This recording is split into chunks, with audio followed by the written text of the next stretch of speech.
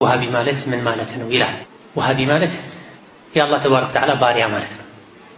አልወሃብ በሚለው ከፈሰርነው ወሃቢ ማለት አልወሃብ የሆነውን አላህን የሚገዛ ማለት ነው።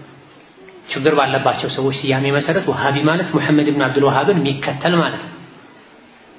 ይሄ ነብዝ ነው የሚባል ሙሽሪኮችና አቡ ጀህል ነቢይን የተከተሉ ሰዎችን ሳቢ ይሏቸው ነው። አሁን ሱናን የሚከተሉ ተውሂድን የሚከተሉ ሽርክን፣ ኹራፋትን፣ ተሰውፍን እምቢ የሚሉ ሰዎችን ወሃቢ ይሏቸው። ወሃቢ ማለት ሙሐመድ ኢብኑ አብዱል ወሃብን የሚከተል ማለት። ሙሐመድ ኢብኑ አብዱል ወሃብ ምንም አዲስ ነገር ይዘው አልመጡም። ቁርአን ሐዲስ ነው ይዘው የመጡት።